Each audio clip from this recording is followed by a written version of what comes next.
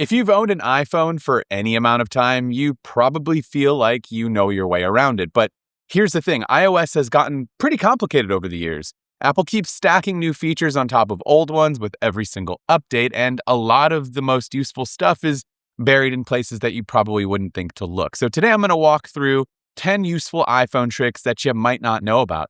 Quick heads up before we get started though, these are all running iOS 26, so make sure your OS is up to date. And of course, comment down below if you found any of these tips useful, or if you have a tip of your own that you think we should know about. Now, I know I said I'm going to give you 10, but I'm actually going to give you 11. Here's a quick bonus one that I literally just learned about yesterday. And it has to do with being able to quickly copy multiple messages and paste them by simply just dragging one of these text bubbles here to start, like you would an app, let's say on your home screen. And then, just like you would to drag multiple apps on your home screen, find another finger that you can use to tap on some of the other messages here.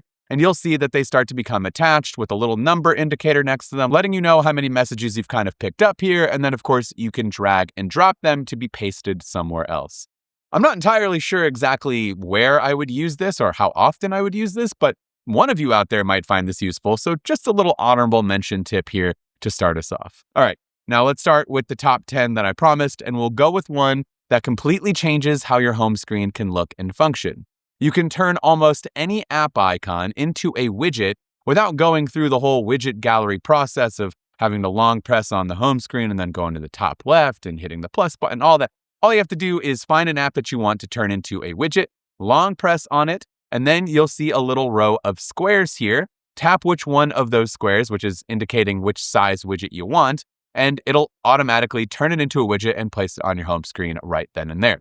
It works with basically any Apple app and most third-party apps that support widgets. And if you decide you don't like it, just long press again and tap the icon in the top left with the 4 small squares, and it goes right back to being a normal app icon. Next up is something a little creepy, but also pretty useful, and that's your Maps location history. Apple Maps has been quietly keeping track of places that you've been to, and you can actually go back and look at that list. It's perfect for those moments where you're like, what was the name of that restaurant that we went to on that weekend trip a few months back? To find it, just open up the Maps app, tap your profile picture, hit Places, and then tap Visited Places. Everything is sorted by category, so leisure, shopping, that kind of thing, and also by the city that you're in. If this freaks you out a little bit, you can scroll to the bottom and clear your history, choose how long the visits get saved, etc., but I find it pretty useful, to be honest with you, so I like being able to look back at the places that I've been to and then save them if I want to go back at a later date. Now, this next one is for people who keep their phones on silent at all times, which honestly is most of us. You probably know you can give specific people custom ringtones and text tones, but you can also give them custom vibration patterns. So even when your phone is face down on the table or in your pocket, you can feel a very specific buzz pattern that you would make, and you'll know exactly who's texting you without even looking. To set this up, open up the Contacts app, pick the person that you want, tap Edit in the top right, then tap either text tone or ringtone. From there, tap Haptics and create a new vibration. And you literally just tap out the pattern that you want on the screen with your finger, and it'll indicate that person every single time that they message you. While we're on the subject of customization, your lock screen buttons don't have to be flashlight and camera. Most people probably don't know that you can actually swap these for almost anything from the control center, including controls from third-party apps. So to change them, go to your lock screen, long press on it, tap Customize to edit your current lock screen, and then tap the minus button on either of the icons to remove them, and then go ahead and tap on it again, and you'll see a list of all the controls that you can add.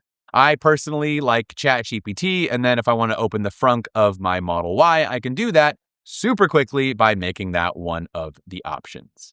This next one is a feature that Apple added years ago. Some of you know it, some of you don't, and that's back tap. You can set a double tap or triple tap on the back of your iPhone just by doing this, and it'll automatically take a screenshot, turn on your flashlight, open a specific app, whatever you decide to set it to. To turn this on, just go to Settings, Accessibility, Touch, and then scroll down to back tap and pick whatever gesture that you decide you want to do. Speaking of screenshots, here's one that drives people crazy if they don't know about it. When you take a screenshot, you only capture what's on the screen, obviously. But if you're on a web page and you want to capture that entire article or an entire PDF, there's a way to grab all of it at once.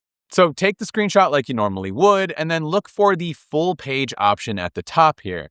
Go ahead and select that, and as you can see, it now changes from what was on your screen to the entire PDF or article that you might be looking at. If you have apps you don't really want anyone to see on your home screen, you've got options on what you can do. You can actually hide individual apps by long pressing on them and choosing the Face ID option. But you can also hide an entire app page in one shot. If you just don't want that page anymore, simply long press on your home screen to get into the jiggle mode where all the apps are jiggling around screen here, and then tap the row of dots at the bottom and you'll see all of your pages come up.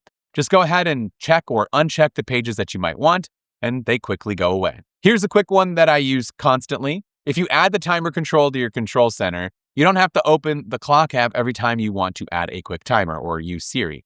Just open Control Center, tap the plus button, hit Add a Control, and find the timer one. Once it's there, long press on it in your Control Center, and you'll get the slider that lets you pick anywhere from 1 minute up to 2 hours, and you just go ahead and tap Start. It's so much faster than having to go into the clock app and set up a new timer that way. This next one is pretty important if you ever send photos to people that you don't really know super well.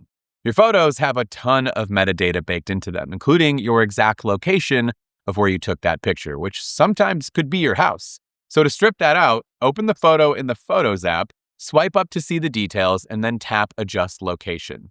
From there, you can adjust to no location so that no one knows where that photo was taken. Or if you go to share the photo, this might be easier, just tap the share button, hit Options here at the top, and then toggle off location before you send it. And the last one is honestly one of my favorite features that I think most people really don't know, and that's you can use a timer to stop your music, podcasts, or audiobooks from playing after a set amount of time, which is perfect if you like to fall asleep to something but don't want it running all night. So open the clock app, go to timers, set whatever the amount you need it for. Let's say you need it for 30 minutes when you're going to bed and you're listening to a podcast, and then tap When the Timer Ends option. And from here, you just scroll all the way down and pick Stop Playing. So any media that's playing at that time will then stop once the timer runs out. It's basically a sleep timer like you have on your TV, but for your phone's media. So those are the 10 tips, plus that honorable mention here at the beginning that you might not know about. And if you didn't know about it, let me know in those comments down below, or drop in your favorite tip that you think we don't know, and maybe we'll include it in another video. This is Dan with MacRumors. Thanks so much for watching, and I look forward to seeing you around in the next video.